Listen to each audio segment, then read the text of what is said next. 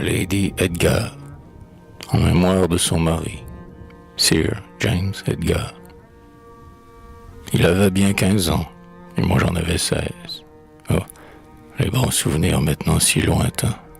Nous écorchions à deux la grammaire française, les exercices grecs et les thèmes latins. Tout est facile à deux. On s'encourage, on s'aide.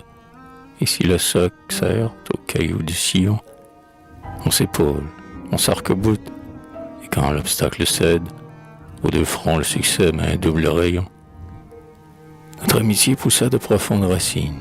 Dès l'aube, quand les bois éveillés à demi saluaient le soleil, nos fenêtres voisines s'ouvraient pour saluer le soleil et l'ami. Nous étions deux oiseaux volant de la même aile, deux anneaux, deux chaînons l'un à l'autre rivés, hymen d'une âme sœur avec sa sœur jumelle, frères d'un autre monde ici-bas retrouvés.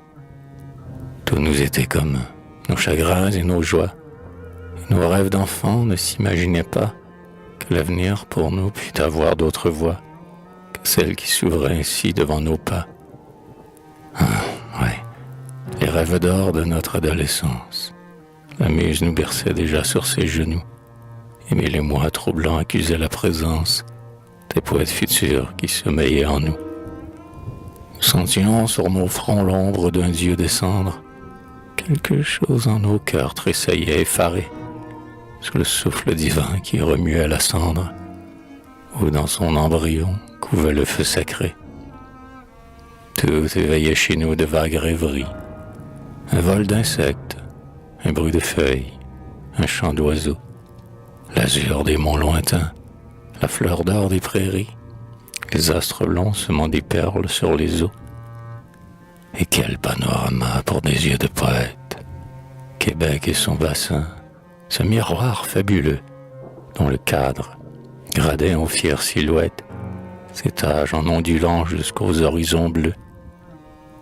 Le soir surtout, assis au bord de la falaise, combien de fois, dans l'ivresse ou le deuil, sans échanger un mot pour mieux rêver à l'aise, n'avons-nous pas joué du sublime coup d'œil? C'était, tout à la fois, une page d'histoire, un immortel poème, un merveilleux tableau, que cette vision du hardi promontoire, le front dans le soleil et son ombre sur l'eau. Et si quelques vaisseaux partaient au fil de l'onde, un vol de toile blanche à ses huniers géants, notre rêve suivait sa course autour du monde, à travers le désert des mornes océans. En avons-nous choyé de ces folles chimères? Leur spectre me sourit encore, et par moments, je crois, en revivant ces heures éphémères, en ressentir encore le doux ébranlement. Hélas, souvent la vie a des étapes d'ombre. Pour les voyageurs bifurque le chemin, l'onde le plus limpide à ses profondeurs sombres, les jours les plus dorés ont tous un lendemain. Il partit. Un matin, la brise enfla sa voile, qui se perdit bientôt sous le ciel vaporeux. Il désertait le nid pour suivre son étoile. D'autres ondes tentaient ses pas aventureux. Il partit comme un flot que la marée emporte. Il était noble et bon, beau comme un demi-dieu. La gloire l'attendait sur le seuil de la porte. Ma foi dans sa fortune adoucit notre adieu.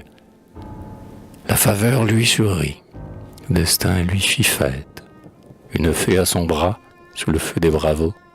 Il monta sans relâche. Il monta jusqu'aux fêtes, applaudi, salué, même par ses rivaux. Nous nous sommes revus. Hélas, nos destinées avaient suivi chacune un chemin différent.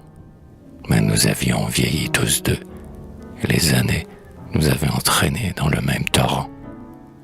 Pourtant, si l'âge avait, sans pitié dans sa course, heurté chacun de nous aux branches du buisson, rien de notre amitié n'avait tari la source. Nos cœurs, comme jadis, vibraient à l'unisson. Mais pour les plus heureux, l'existence est un leurre. Un soir, il est parti, cette fois pour toujours, et je suis resté seul, en deuil, attendant l'heure où j'irai retrouver l'ami des anciens jours.